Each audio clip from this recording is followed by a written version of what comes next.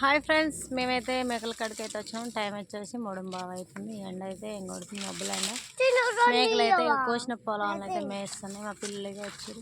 పెద్ద బాబుకి అయితే జ్వరం వస్తుంది, తగ్గుతుంది. ఏం జ్వరమో ఏమో.